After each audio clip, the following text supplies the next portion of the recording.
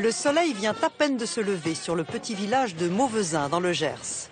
Depuis 20 ans, toujours à la même date, des milliers de concurrents se rassemblent sur la Grand Place pour participer à une course unique au monde.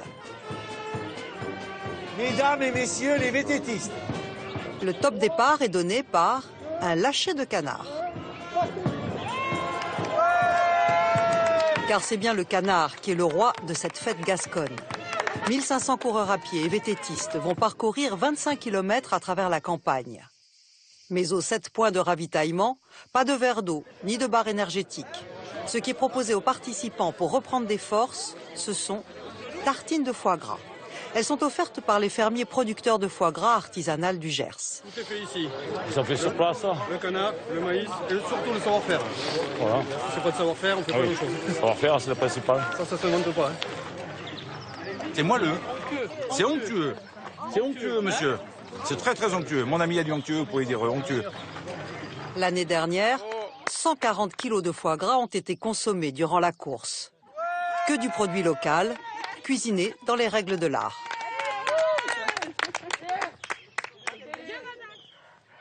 Je suis une éternelle amoureuse du terroir et des produits français, que ce soit le vin, que ce soit le foie gras. C'est vraiment très important de conserver ces valeurs-là et on court après. Celui qui a eu l'idée de cette course en 1992, c'est Jean-Pierre, un ancien coureur de fond de Mauvezin. Nous recevons des coureurs de toute la France, de toutes les régions françaises et de l'étranger. Alors on leur apprend ce que c'est que le foie gras, parce qu'il y en a beaucoup encore, ils croient que c'est du pâté. Mais non, c'est pas du pâté. Ça n'a pas été malaxé. Jean-Pierre refuse chaque année plus de 2000 participants. Pas assez de place sous la halle pour tous les installer au déjeuner.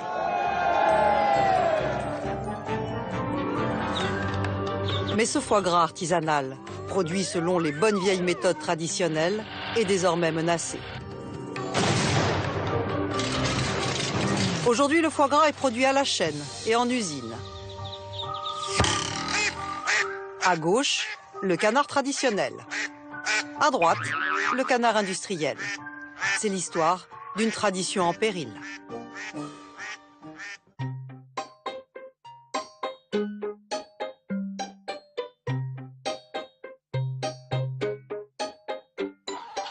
La méthode de gavage et de production du foie gras a été développée dans notre pays il y a plus d'un siècle.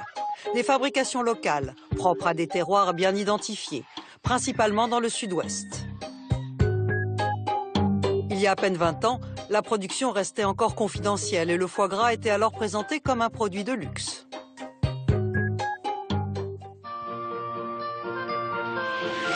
Mon oncle, mes amis, ma maison, mon foie gras.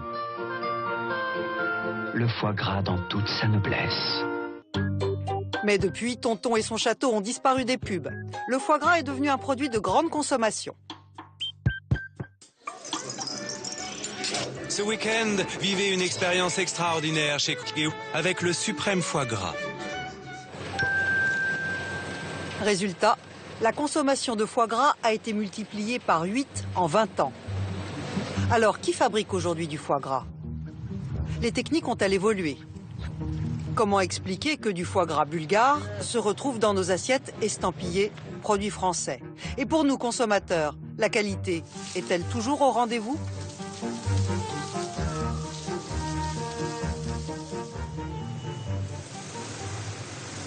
Alain Le Courtois est un ancien chef cuisinier. Il est l'auteur d'un grand dictionnaire de la gastronomie. On va découvrir avec lui ce qui est proposé au rayon foie gras d'un hypermarché. C'est là que s'écoule 75% de la production française. Il est accueilli par Hervé, le directeur. Je t'emmène au rayon, on y va. Dans le bac, des barquettes, des bocaux, des emballages sous vide, difficile de s'y retrouver. Et pourtant, derrière tous ces emballages, il n'y a en fait que 3 variétés de foie gras. Une fois déballés, les voilà. Le must, c'est le foie entier, c'est le plus cher. Plus abordable, le bloc. Des foie gras malaxés, mélangés à de l'eau et assaisonnés. À eux deux, ils représentent les 3/4 de la consommation. Les 25% restants, c'est la vente de foie cru, à cuisiner soi-même. C'est un peu du foie gras pour toutes les bourses, puisque là, en fonction de son pouvoir d'achat, d'accéder au foie gras et puis de profiter d'un produit festif. Bon, Monsieur Guerton, donc là, nous sommes sur des marques nationales. Tout à fait. Donc, c'est des portions de 6 à 8 personnes. C'est du bloc. Retournons dans le bac de l'hypermarché. Ici, pléthore de marques, principalement de fabrication industrielle. Car aujourd'hui, l'immense majorité du foie gras est produite par des grands groupes. En France, ils sont 3 à se partager plus de 70% du marché. Lurberry, Euralis et Maïsadour. Vous ne connaissez pas leur nom, mais vous connaissez leur marque.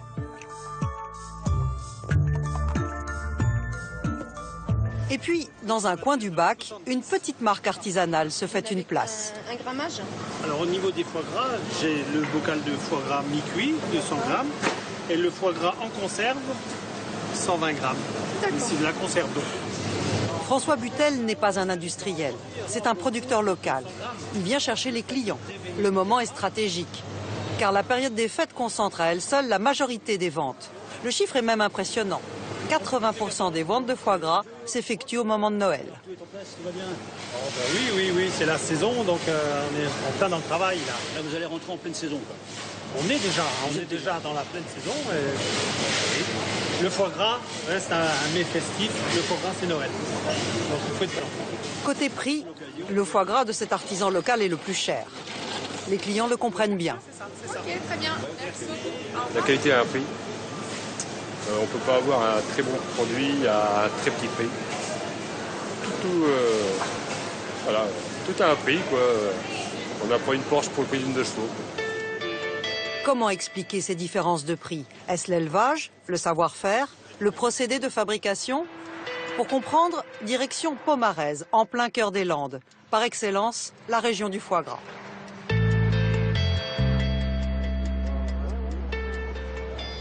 Dans la mairie du village, des photos témoignent d'un temps révolu. Les marchés au gras.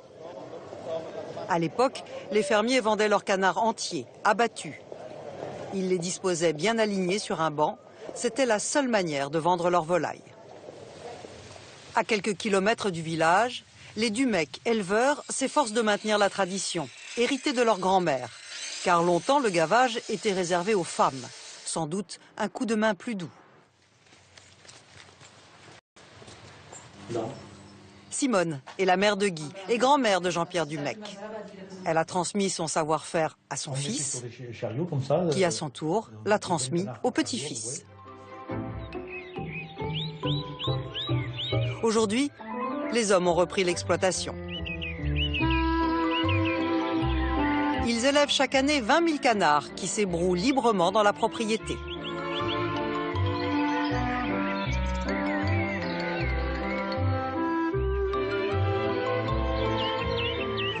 Dans les années 90, Guy, le père, a fait le choix d'investir et de moderniser ses équipements, tout en gardant un rythme de production artisanale. Si je suis présent moi et si je peux en faire la relève, c'est grâce à mes parents. Mes parents, eux, il y a une trentaine d'années, ont su investir, moderniser, justement, améliorer cette production pour pouvoir la transmettre. Ils m'ont transmis donc un outil de travail et un savoir-faire et qui fait partie de notre terroir. C'est ça qui est magnifique. Les canards vont grandir en liberté. À l'âge de 13 semaines, ils sont amenés dans ce bâtiment. C'est là qu'a lieu le gavage.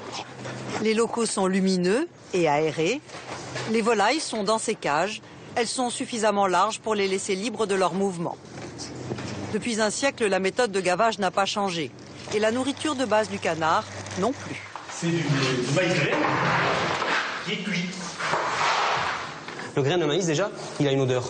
Alors on y met un peu de sel, des fois on y met un peu de graisse pour qu'il soit bien lubrifié un peu, pour qu'il descende beaucoup plus facilement.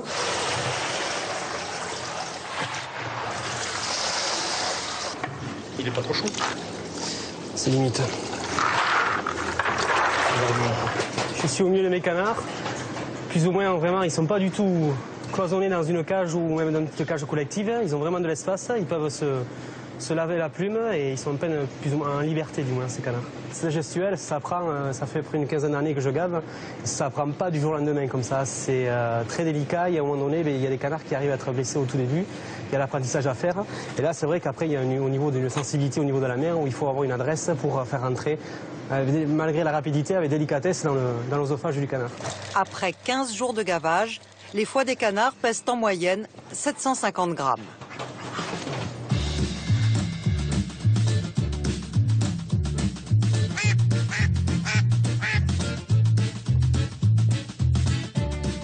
Les Dumec vendent leurs volailles directement à la ferme, à des restaurants ou à un grossiste de Toulouse, à un prix élevé. Le consommateur à l'heure actuelle, s'il regarde le prix, il ne viendra pas chez moi.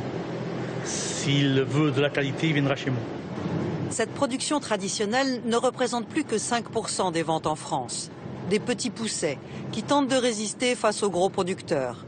Car les industriels contrôlent aujourd'hui 95% du marché. Comment sont-ils parvenus à un tel résultat ? Comment peuvent-ils produire autant ? Et avec quelle technique ?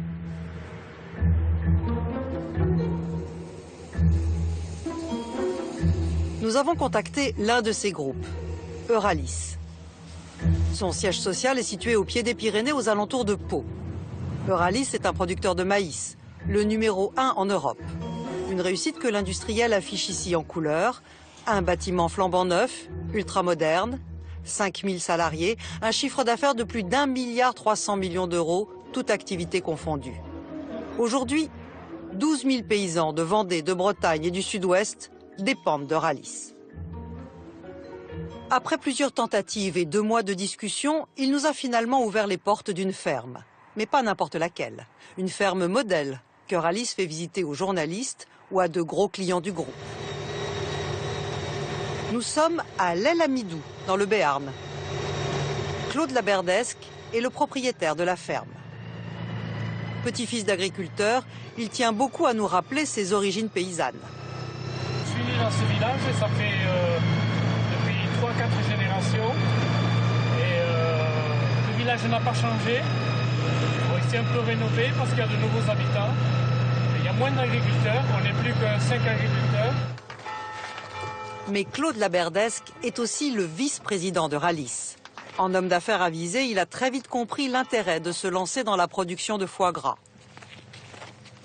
C'était dans les années 90. Pour nous, le canard gras était vraiment une opportunité pour les agriculteurs de notre taille, c'est-à-dire 20-30 hectares. Voilà, sinon on n'aurait pas pu continuer d'exister avec 20 hectares de maïs.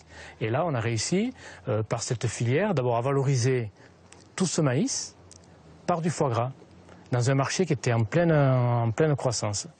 En 20 ans, la filière de production de foie gras a été créée de toutes pièces pour écouler la production de maïs. Des centaines de petits agriculteurs se sont transformés en éleveurs-gaveurs, en contrat exclusif avec Euralis, qui contrôle toute la chaîne de production. De la fourniture du matériel, des canetons, de la nourriture, jusqu'à la vente.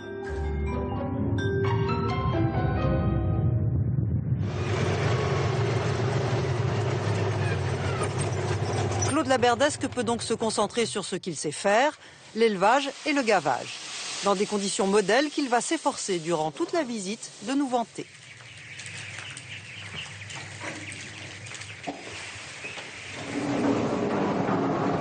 Là, ils sont petits, donc ils sont alimentés à volonté. Ils viennent vraiment quand ils ont faim. Voilà.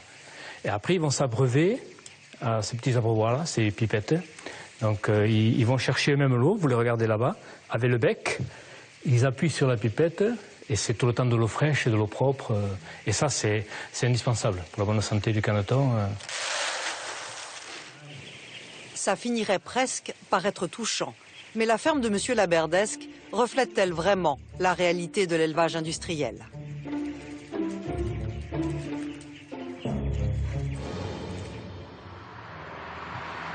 Pour répondre, nous quittons Euralis. Direction la Vendée, premier département d'élevage de canards en France. Nous retrouvons Sébastien. Il préside une association de protection animale. Son nom, L214. Son combat, dénoncer la souffrance animale. Car le gavage est un sujet sensible et polémique. Mais en fait, le gavage, ça date de quand ? Le gavage, c'est une invention des Égyptiens. C'était il y a 4500 ans. Et aujourd'hui, en Europe, 5 pays autorisent encore le gavage. La France, la Belgique, l'Espagne, la Hongrie et la Bulgarie. Les POUR certifient que cette technique est basée sur une aptitude naturelle des oiseaux migrateurs à s'engraisser avant de longs voyages. Ils estiment qu'un foie gavé n'est pas un foie malade. Les Antilles, eux, à l'appui d'autres études scientifiques, considèrent que les canards gavés sont maltraités. Ils mettent en avant que la mortalité pendant le gavage est 6 fois plus importante que durant l'élevage. Et c'est la conviction de notre militant. La Vendée, c'est là qu'on produit du volume de foie gras en France, beaucoup de volume en France. Ouais.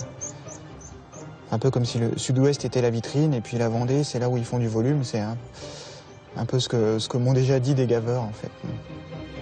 Sébastien est la bête noire des groupes industriels. D'ailleurs, il a participé en novembre 2013 à la première journée de lutte mondiale contre le foie gras avec des actions dans l'Hexagone et devant plusieurs ambassades de France à travers le monde. On va regarder autour tous les élevages avicoles, les élevages voilà, qui pourraient être des salles de gavage. Alors ici par exemple, là je vois une batterie d'élevage qui pourrait être ça.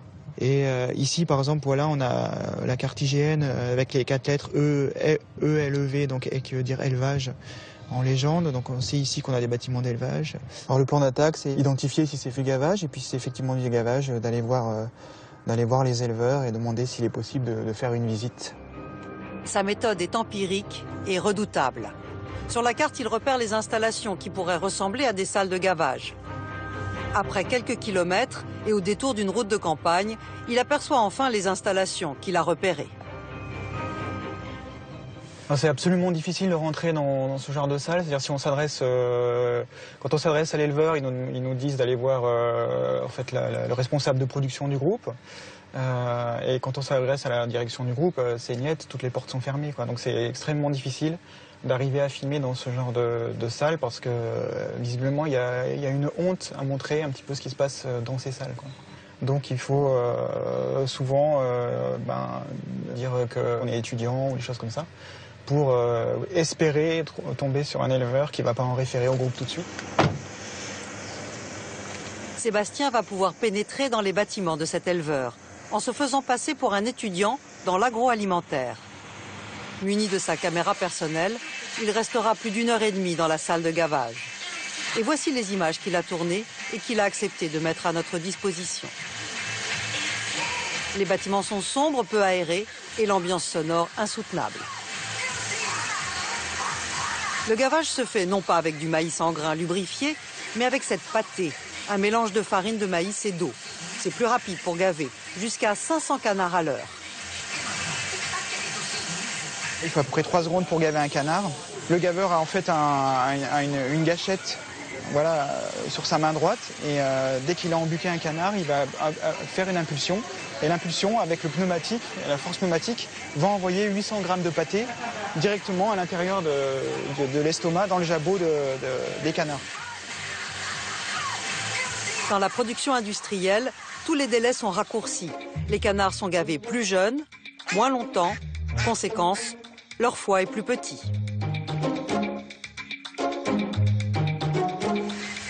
C'est des animaux qui sont en moitié de gavage, donc leur état va se dégrader jusqu'à la semaine prochaine, partir à l'abattoir.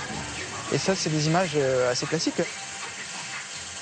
L'industrialisation de la production et la pâtée ont permis en 20 ans de multiplier par plus de 6 la production de foie gras de canard. De 6 millions de volatiles gavés par an, nous sommes passés à presque 40 millions aujourd'hui. Et c'est désormais en usine que l'on produit le foie gras. Retour chez Euralis.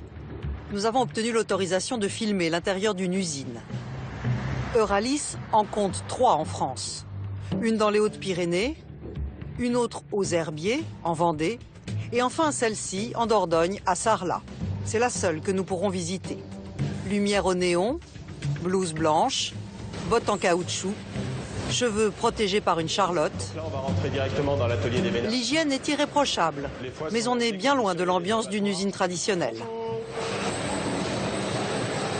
Messieurs, dames, On a, comme toute entreprise, des obligations de productivité, de rentabilité. Il faut qu'on soit compétitif. Donc effectivement, on travaille suivant des cadences. Et la cadence est soutenue quand il s'agit de fabriquer du bloc de foie gras. Là, on est rentré dans l'industrie. Donc là, comme vous pouvez voir, on est sur une zone qui est beaucoup plus mécanisée. Là, on est sur du travail de produits qui sont manufacturés. On est sur le bloc avec morceaux, bloc. Le bloc, souvenez-vous, c'est le produit entrée de gamme du foie gras. Il est fabriqué à partir des foies les plus abîmés, ceux qui ne peuvent être vendus entiers. Ils sont mixés, malaxés, puis copieusement assaisonnés. Là, c'est de l'ascorbate de sodium. On fait des armagnacs, porto, voilà. Après, ça dépend des recettes et on les mélange dans le bac. La force de Rallis, c'est de savoir produire pour toutes les marques, à tous les prix. Du hard discount jusqu'aux produits plus haut de gamme exposés dans le magasin d'usine à Sarlat. C'est là que nous retrouvons le vice-président de Rallis. Alors les prix différents, c'est suivant l'exigence du client. C'est le cahier des charges de nos clients qui définit le produit qu'on va leur procurer, tout simplement. Et ce que je veux dire tout simplement, c'est qu'il y a des consommateurs. Exemple, on parle des premiers prix ou du hard discount. Il y a des consommateurs aujourd'hui qui peuvent s'offrir un foie gras à un prix raisonnable. Voilà. C'est la démocratisation un petit peu de la consommation de foie gras. Un foie gras démocratisé, une machine industrielle organisée pour répondre aux besoins de la grande distribution. Face à un tel rouleau compresseur, quelle place, quel avenir pour les petits revendeurs locaux?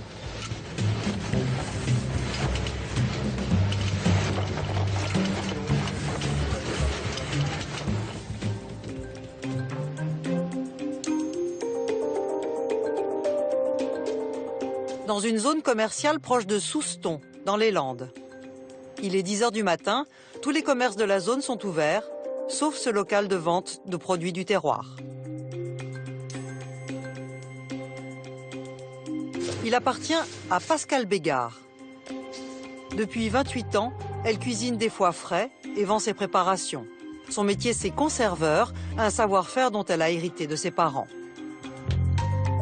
Il y a un an, elle décide de faire construire cette nouvelle boutique au cœur d'une zone commerciale très fréquentée de la région. Elle vend directement aux particuliers et aux restaurateurs surtout. Seulement voilà. À partir de 2012, on a constaté une baisse de notre activité auprès des distributions chez les restaurants, qui représentaient 60% de notre chiffre. Et ils se sont dirigés plus vers un produit moins noble et vers la grande distribution. La crise est passée par là. Sa clientèle a fait des choix. Réduction des coûts à l'achat des produits, quitte à perdre en qualité. Pascal, en bout de chaîne, en fait aujourd'hui les frais. Conséquence, elle est en redressement judiciaire depuis 3 mois. Elle se débat dans les papiers administratifs toute la journée. Elle a même dû fermer sa boutique le temps d'organiser la survie de son activité. Alors il faut que je vous renvoie son bulletin du 7 au 31. Avouez qu'au bout de 28 ans, c'est quand même assez traumatisant de vivre ce genre de situation, quoi. Il y a des gros moments de doute, ouais. Ouais. Avec.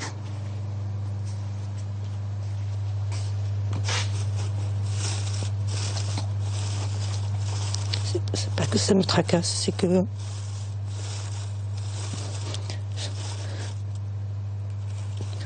je me retrouve seule, donc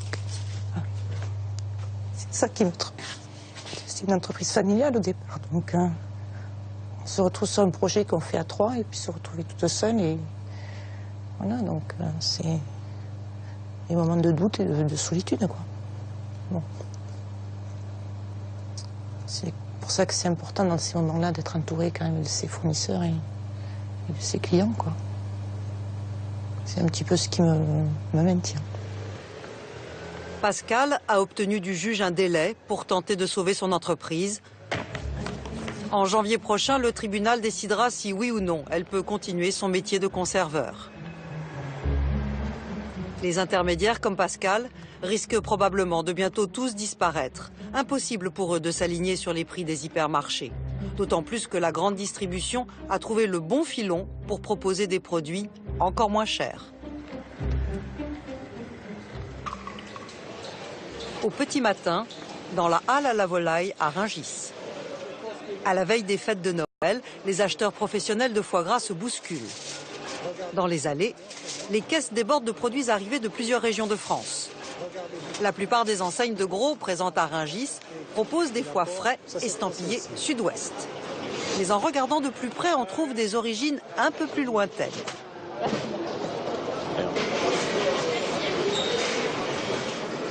Belgique et surtout Bulgarie. C'est la période de Noël, la demande est forte. Les négociants vont donc chercher du renfort à l'étranger. Mais à quel prix sont proposés ces produits? On peut parler de 30%, à peu près 30-40% moins cher. Comment expliquer une telle différence de prix? Peut-on faire confiance au foie gras d'Europe de l'Est?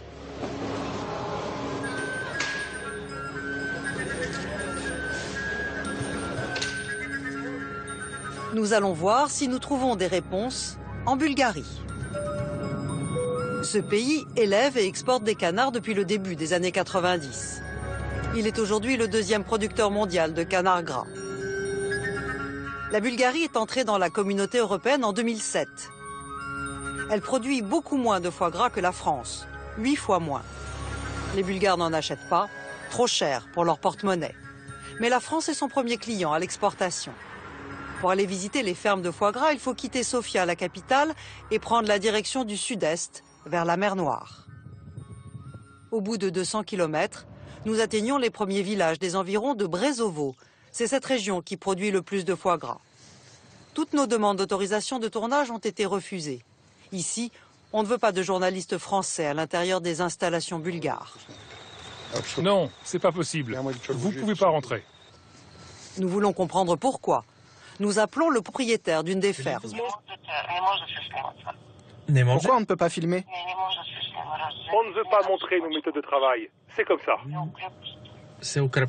On doit comprendre que c'est un secret de fabrication? Oui, c'est ça. On ne veut pas le montrer.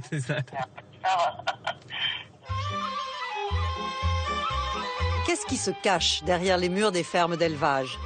Les méthodes de production bulgares renferment-elles des secrets de fabrication? Pas facile d'obtenir des réponses.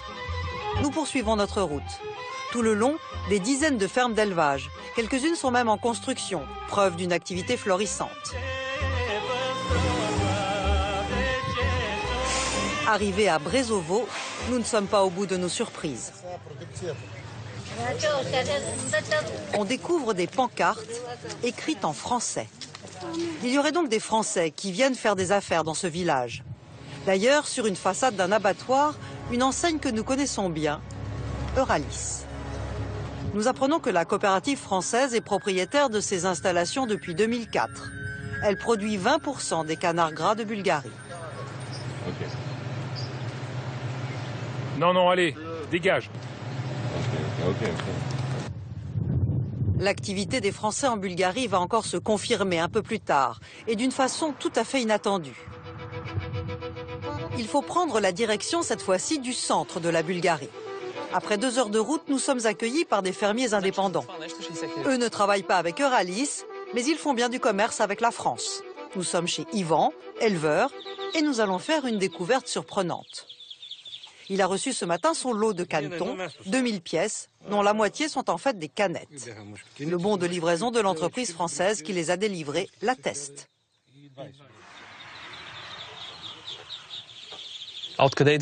Mais d'où proviennent tous ces lots de canards? De Hongrie. De Hongrie après la France? Oui, en avion depuis la France jusqu'en Hongrie et ensuite en camion jusqu'ici. En France, on n'aime pas élever des canettes. Pourquoi? Car leurs foies sont de moins bonne qualité que celui des canetons. Une fois dans l'assiette, leur texture ne tient pas. Ils sont remplis de veines et ça exige beaucoup de travail, donc de main-d'œuvre pour les déveiner. À l'étranger, on peut trouver de la main-d'œuvre moins chère. C'est le principe de la délocalisation. C'est pourquoi ces canettes sont envoyées en Bulgarie. Ici, elles sont élevées et gavées, puis leur foie déveiné. Et tout cela pour bien moins cher qu'en France. Dans la ferme voisine, 700 femelles seront abattues dans quelques jours. C'est une commande pour les Français, c'est ce que confirme ce gaveur. Après l'abattage, les canards sont récupérés par des sociétés d'import-export. Ces compagnies ont des contrats avec des négociants français. Eux réclament les quantités, les qualités, mâles, femelles. Le processus de production est bulgare, mais ce sont les Français qui donnent les ordres. Ils passent leurs commandes en fonction de leurs besoins, et quand c'est prêt, ils récupèrent eux-mêmes la marchandise. Mâles et femelles confondus, 70% de cette production bulgare se retrouve dans nos assiettes durant les fêtes. On la retrouve principalement dans des foie gras low cost, essentiellement du bloc, le produit entrée de gamme des foie gras. Et ce sont des intermédiaires qui se chargent de négocier ces tonnes de foie gras bulgare à moindre coût, plus de 20% moins cher que le produit français. De gros volumes quittent chaque jour la Bulgarie pour arriver en France et permettre aux intermédiaires de faire des marges confortables. Mais peu osent l'avouer. Un seul d'entre eux a accepté de nous répondre par téléphone. Il est négociant au marché de Rungis.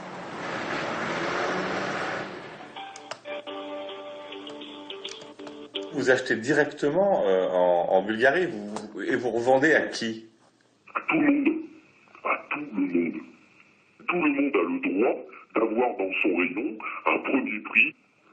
Nous, on est clair. On est tout le monde, toute la filière est très claire. Le consommateur, il veut entendre que voilà, c'est l'agriculteur du coin qui a fabriqué sous un chêne, assis au fond du Gers, et que tout est beau et tout est merveilleux. Les gens veulent entendre ce qu'ils ont envie d'entendre. Qu'est-ce que vous voulez? Voilà, c'est comme ça. La mariée doit toujours être belle.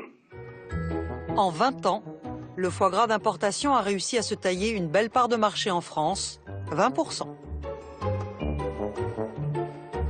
Alors comment savoir si le foie gras que nous allons acheter est 100% français? Y a-t-il une fraude possible qui pourrait tromper le consommateur?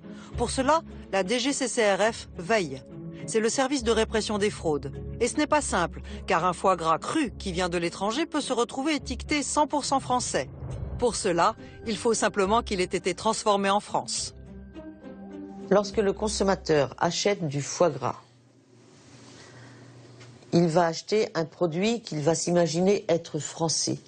Mais ce n'est pas parce que le travail sur le produit, le déménage, la transformation, tout ce qui est fait sur le foie gras est français, que le canard était français. Voilà ce que le consommateur doit savoir. Le produit peut avoir un savoir-faire français, être en grande partie travaillé en France, mais l'animal peut être étranger. Mais pourtant, il y aura écrit Origine France. Et pourtant, on va tolérer qu'il y ait marqué produit français sur la boîte, quelle que soit l'allégation du professionnel, parce que il aura de bonne foi estimé que tout ce qu'il y a dans la boîte, c'est autre chose qu'un simple canard en train de courir dans les champs. Pour aider le consommateur à y voir plus clair, les industriels ont créé en 1995 un label, l'IGP, l'indication géographique protégée. Elle garantirait l'origine des canards, la méthode de fabrication et la nourriture du canard, 100% sud-ouest, sans antibiotiques et dans le respect de l'animal. Pourtant, un homme a jeté de sévères soupçons sur ce label. Cet homme, c'est Philippe Lapac. Depuis 10 ans, il se bat pour informer le consommateur sur les dessous du label. En 2002, cet ancien chauffeur routier décide de devenir éleveur de canards. Euralis tombe à pic, car la coopérative l'aide non seulement à s'installer, mais elle lui fournit aussi tout le matériel nécessaire pour débuter son activité. Les locaux sortent de terre, ils coûtent 150 000 €, remboursables sur 8 ans. Euralis se charge de livrer les canards et de les récupérer quand ils sont gavés. Mais aujourd'hui, il ne reste plus que des ruines de l'exploitation de Philippe Lapac. C'est ce qui reste de la salle de gavage. C'est, si vous voulez, là, sur ces fosses, vous aviez les cages, il y en avait 4 rangs comme ça, ce qui représentait 968 canards. J'étais bien, quoi, ici. J'avais possibilité d'avoir une activité juste en face de chez moi. Juste cette petite route à traverser, c'était vraiment bien. Ça aurait pu être le rêve qui s'est transformé en cauchemar. Le cauchemar a commencé lorsque les premiers signes de maladie sont apparus sur certains de ces canards, notamment le DERSI, un virus qui nuit à la croissance de la volaille. trop de canards sont touchés. Philippe Lapac se tourne vers les techniciens d'Euralis pour trouver les remèdes. Je me suis effectivement très vite aperçu qu'il y avait des canards bizarres, parce que moi je n'étais pas du métier, faut quand même pas l'oublier, des canards bizarres. Donc j'en faisais part aux techniciens qui de temps en temps passaient. Oui, bon, c'est le derzi, ou c'est les ailes cassées comme on les appelle, ou les becs courts. Bon. Oui, mais seulement le problème, c'est que ces canards malades ne peuvent pas produire du foie comme un canard normal, et surtout en bonne santé, c'est logique. Seule solution pour le gaveur, utiliser les antibiotiques recommandés par la coopérative. Seulement, c'est en contradiction avec la charte du label de qualité, notamment l'IGP.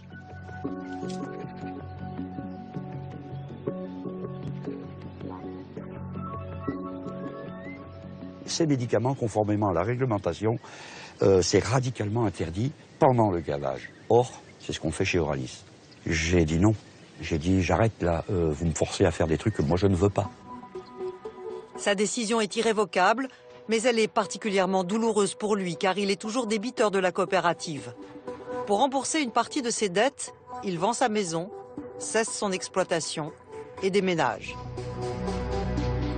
Non loin de son ancienne ferme, Philippe retrouve ses anciens voisins qui l'ont toujours soutenu, dont un petit fermier qui cultive du maïs dans la région. Aujourd'hui, le journal local parle à nouveau de Philippe Lapac, car il a engagé une bataille contre Euralis. Bonjour. Et alors? Je vais apparaître. Ah, je me suis perdu les lunettes, putain. Ah, ça... Tiens, la bataille entre Euralis et l'ancien gaveur continue.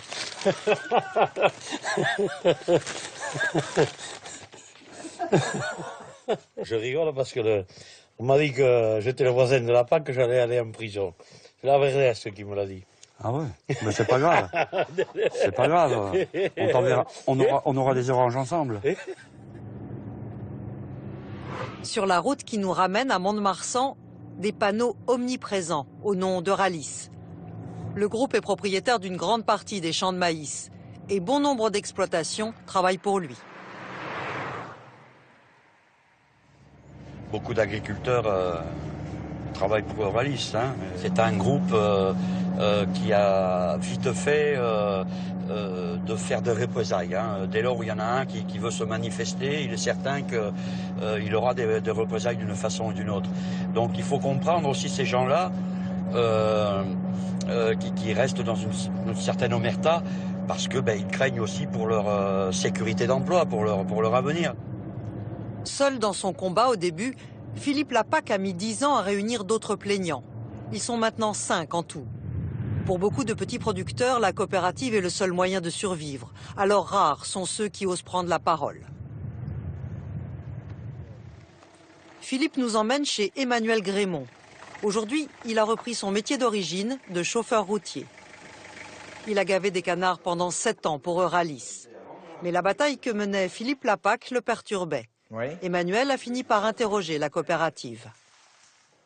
Suite à une réunion que Philippe avait fait chez lui, à l'époque, en 2004, début 2004. Non, 2003, pardon, oui. Moi, derrière, j'ai le technicien de chez Euralis qui est venu me trouver en me disant « Ne fréquentez pas Monsieur Lapac, sinon vous aurez des problèmes. On vous livrera des canards de merde ou on vous livrera pas du tout. » Et étant donné que c'est eux qui ont financé ma salle, donc forcément, sans canard, je ne peux pas les rembourser, donc c'est le grand plongeon, quoi. On dit aux consommateurs, voilà, vous avez du produit GP, c'est garanti, machin truc, et bidule.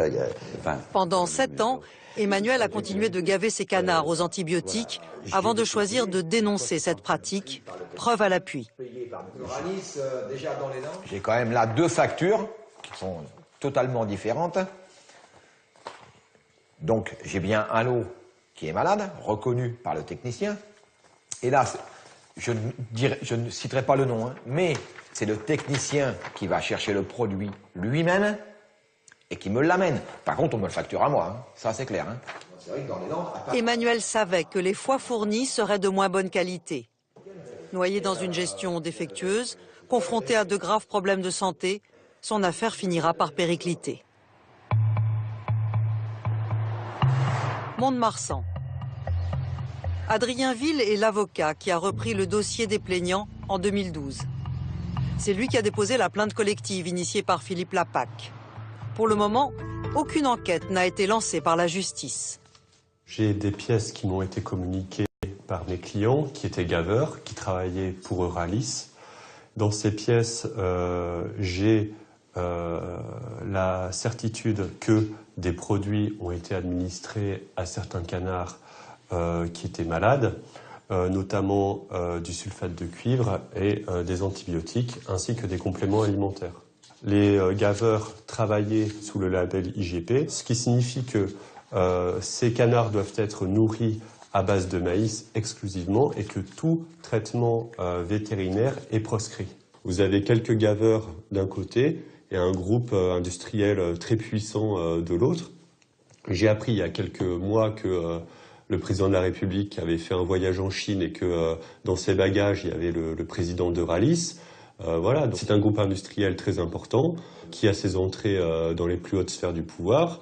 Et vous avez en face quelques gaveurs complètement acculés, pour certains ruinés, qui s'attaquent à ce géant. Et il n'y a pas de réponse. Ils ont saisi la justice et il n'y a pas de réponse. Madame Christiane... Nous avons interrogé Claude Laberdesque, le vice-président d'Euralis, sur le cas de ces 5 gaveurs en guerre contre la coopérative. Ils étaient accompagnés comme les autres. C'est le résultat technique. C'est-à-dire? Mais on a tous eu des mauvaises bandes. Mais on n'a pas 20 mauvaises bandes dans l'année. On est des éleveurs. On travaille avec les animaux. Vous dites qu'ils sont mauvais. Ils peuvent être mauvais éleveurs. Oui, ils pouvaient être de mauvais éleveurs. Ils pouvaient, parce que je ne les connais pas tous. J'en connais certains. Voilà. Et pourtant, ils étaient accompagnés, à la fois techniquement, mais aussi financièrement. Parce que le groupement que je préside, on a mis en place une caisse de compensation et on aidait ces gens-là, dont certains, je ne vais pas citer le nom, qui sont là, on les a aidés à passer le cap sur certaines bandes. Parce que ça, c'est la rémunération de la bande, mais ils ne vous disent pas ce qu'eux ont touché comme indemnité de la part du groupement de producteurs. Quant aux antibiotiques, la coopérative assure encadrer strictement leur usage. Non, alors, l'utilisation d'antibiotiques, dans le cadre du cahier des charges IGP, est interdite pendant la période d'engraissement. Quand un lot est malade, et ça représente 1 à 2% des lots à peine que l'on met en place. Si un lot est malade, un animal malade, je le soigne. Si le vétérinaire prescrit un antibiotique, je lui donne un antibiotique. Et à ce moment-là, le lot, il est déclassé au niveau de l'abattoir, il n'est pas utilisé en IGP. Par contre, le gaveur est rémunéré en IGP. En d'autres termes, Claude Laberdesque vient de nous confier que des fois, extraits de canards soignés aux antibiotiques sont malgré tout commercialisés, mais ils ne seront pas labellisés.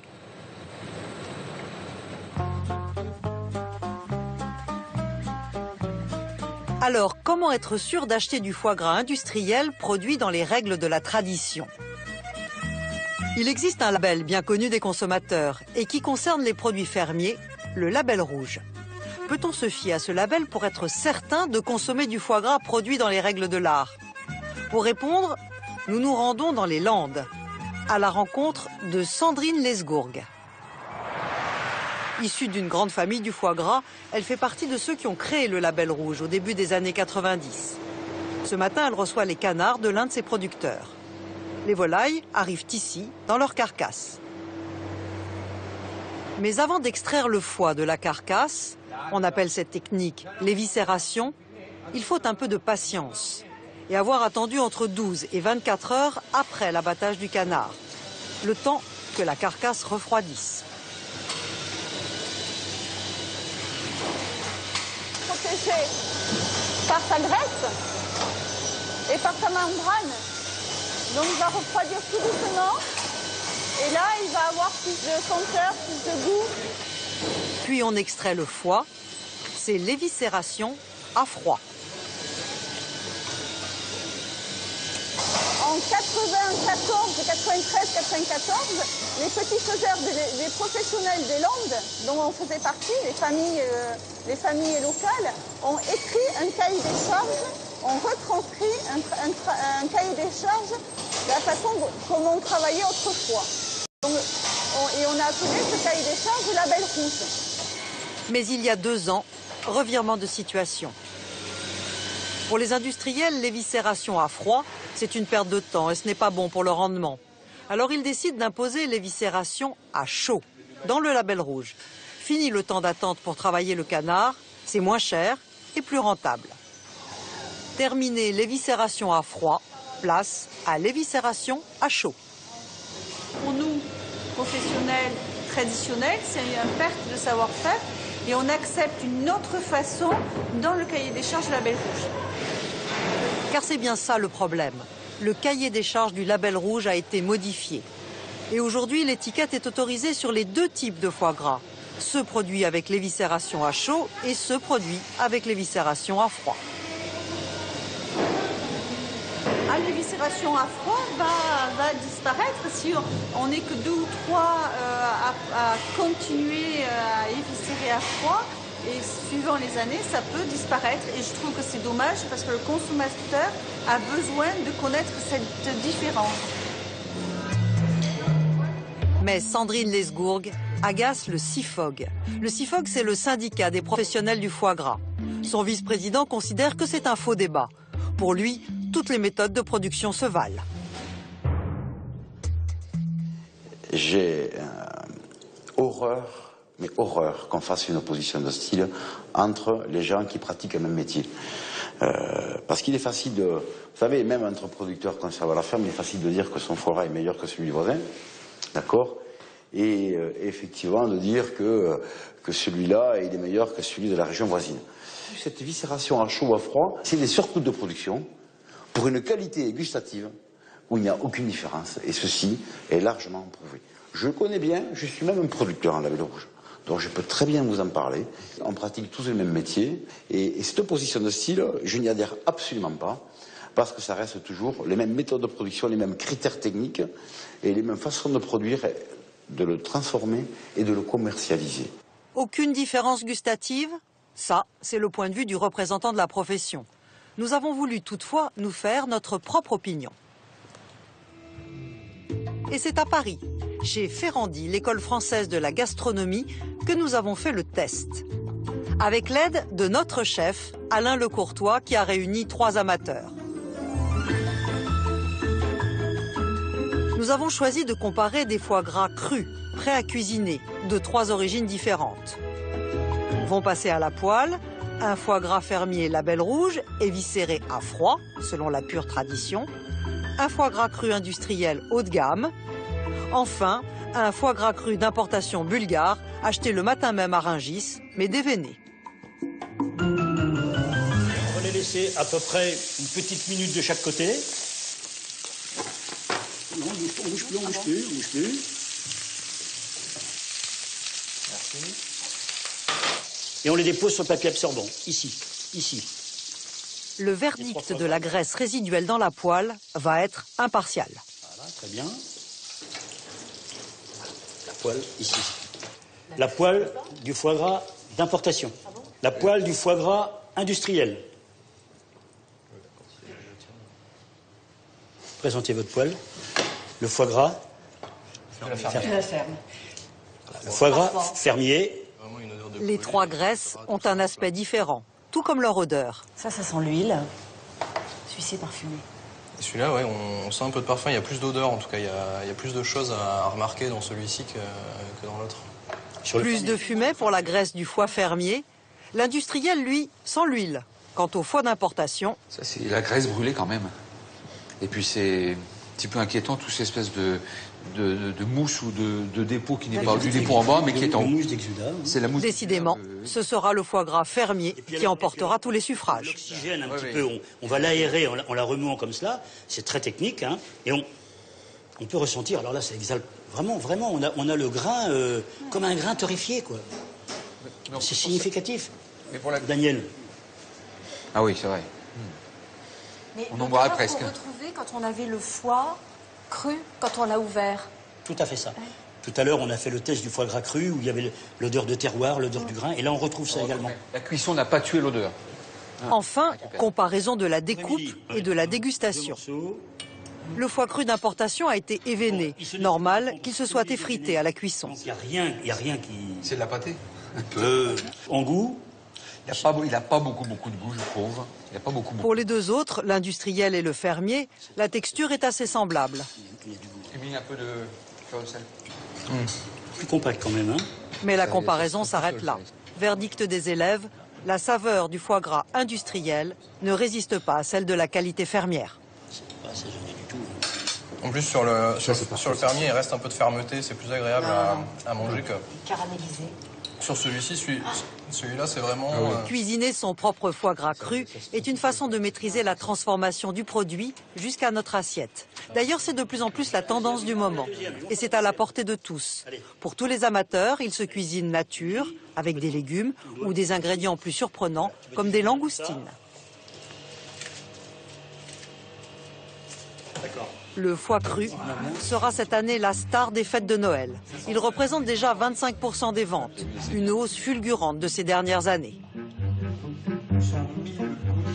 Tellement de goûts différents. On sent les cèpes, la langoustine, la mer, et aussi un peu le terroir. C'est certain. Le foie gras est désormais accessible à tous les porte-monnaies. C'est certain. On n'a que l'embarras du choix pour se faire plaisir. Mais commencez bien par distinguer le foie gras entier du bloc. Entier, c'est le must. Le bloc, c'est l'entrée de gamme. Si on préfère le goût le plus proche du foie gras de nos grands-mères, une texture solide et une saveur rustique, il faut choisir bien sûr le foie gras entier, mais de fabrication traditionnelle. Comment le trouver? Soit le commander directement à la ferme, soit repérer une grande surface qui accueille un petit producteur dans ses rayons.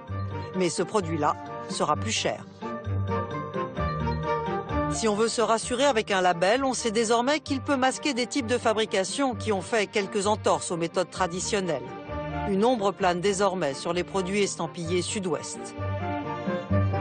Quant aux origines, France ou étrangers, le flou persiste sur tous les produits transformés par des méthodes industrielles. En général, dans le bloc, le bas de gamme, on trouvera du foie d'origine étrangère. Malgré tout, quel que soit le budget de votre assiette pour Noël, à qualité différente, le foie gras, c'est avant tout une question de goût.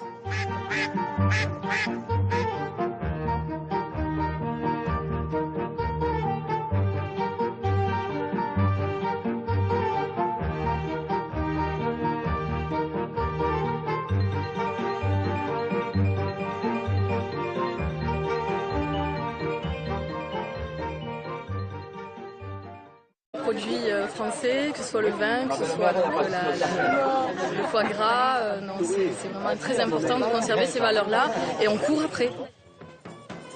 Celui qui a eu l'idée de cette course en 1992, c'est Jean-Pierre, un ancien coureur de fond de Mauvezin.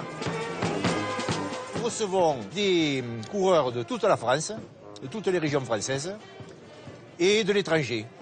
Alors on leur apprend ce que c'est que le foie gras, parce qu'il y en a beaucoup encore, ils croient que c'est du pâté. Mais non, c'est pas du pâté. Ça n'a pas été malaxé. Jean-Pierre refuse chaque année plus de 2000 participants. Pas assez de place sous la halle pour tous les installer au déjeuner.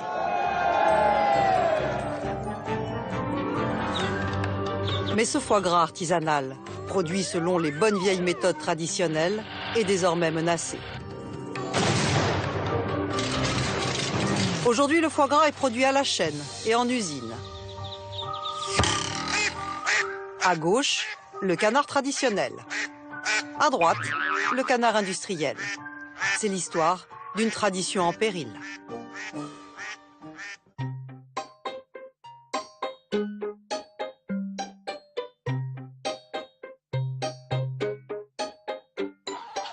La méthode de gavage et de production du foie gras a été développée dans notre pays il y a plus d'un siècle. Des fabrications locales, propres à des terroirs bien identifiés, principalement dans le Sud-Ouest. Il y a à peine 20 ans, la production restait encore confidentielle et le foie gras était alors présenté comme un produit de luxe.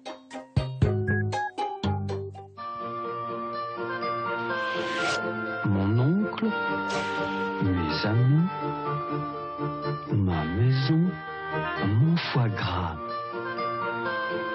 Le foie gras dans toute sa noblesse. Mais depuis, Tonton et son château ont disparu des pubs. Le foie gras est devenu un produit de grande consommation. Ce week-end, vivez une expérience extraordinaire chez Cookie avec le suprême foie gras. Résultat, la consommation de foie gras a été multipliée par 8 en 20 ans. Alors, qui fabrique aujourd'hui du foie gras? Les techniques ont-elles évolué? Comment expliquer que du foie gras bulgare se retrouve dans nos assiettes estampillées produits français? Et pour nous, consommateurs, la qualité est-elle toujours au rendez-vous?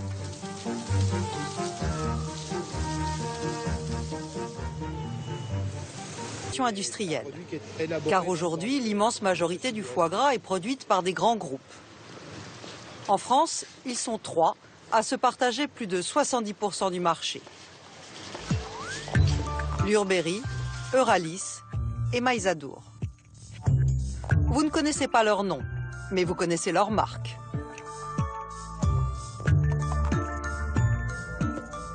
Et puis, dans un coin du bac, une petite marque artisanale se fait une place. Un grammage?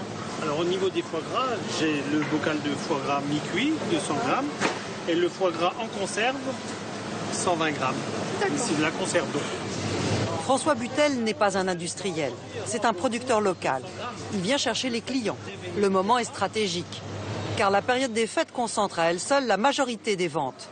Le chiffre est même impressionnant. 80% des ventes de foie gras s'effectuent au moment de Noël. Oui, c'est la saison, donc on est en plein dans le travail. Là, vous allez rentrer en pleine saison, quoi. On est déjà dans la pleine saison. Et le foie gras reste un mets festif. Le foie gras, c'est Noël. Donc il faut être prêt. Côté prix, le foie gras de cet artisan local est le plus cher. Les clients le comprennent bien. Ok, très bien. Merci beaucoup. La qualité a un prix. Le soleil vient à peine de se lever sur le petit village de Mauvezin dans le Gers. Depuis 20 ans, toujours à la même date, des milliers de concurrents se rassemblent sur la Grand Place pour participer à une course unique au monde. Mesdames et messieurs les vététistes. Le top départ est donné par un lâcher de canard. Car c'est bien le canard qui est le roi de cette fête gasconne. 1500 coureurs à pied et vététistes vont parcourir 25 km à travers la campagne. Mais aux 7 points de ravitaillement, pas de verre d'eau ni de barre énergétique. Ce qui est proposé aux participants pour reprendre des forces, ce sont tartines de foie gras. Elles sont offertes par les fermiers producteurs de foie gras artisanal du Gers. Tout est fait ici. Ils sont fait sur place, ça? Le canard, le maïs et surtout le savoir-faire. Voilà. Si c'est pas de savoir-faire, on peut pas grand-chose. Le savoir-faire, c'est le principal. Ça se demande pas. C'est moelleux. C'est onctueux. C'est onctueux, monsieur. C'est très très onctueux. Mon ami a dit onctueux, vous pouvez dire onctueux. L'année dernière, 140 kilos de foie gras ont été consommés durant la course. Que du produit local, cuisiné dans les règles de l'art. Je suis une éternelle amoureuse du terroir. Alain Le Courtois est un ancien chef cuisinier. Il est l'auteur d'un grand dictionnaire de la gastronomie. On va découvrir avec lui ce qui est proposé au rayon foie gras d'un hypermarché. C'est là que s'écoule 75% de la production française. Il est accueilli par Hervé, le directeur. Je t'emmène au rayon. On y va. Dans le bac, des barquettes, des bocaux, des emballages sous vide, difficile de s'y retrouver. Et pourtant, derrière tous ces emballages, il n'y a en fait que 3 variétés de foie gras. Une fois déballés, les voilà. Le must, c'est le foie entier, c'est le plus cher. Plus abordable, le bloc. Des foie gras malaxés, mélangés à de l'eau et assaisonnés. À eux deux, ils représentent les 3/4 de la consommation. Les 25% restants, c'est la vente de foie cru, à cuisiner soi-même. C'est un peu du foie gras pour toutes les bourses, puisque là, en fonction de son pouvoir d'achat, d'accéder au foie gras et puis de profiter d'un produit festif. Bon. Monsieur Guerton, donc là, nous sommes sur des marques nationales. Tout à fait. Donc, c'est des portions de 6 à 8 personnes. C'est du bloc. Retournons dans le bac de l'hypermarché. Ici, pléthore de marques, principalement de fabrication.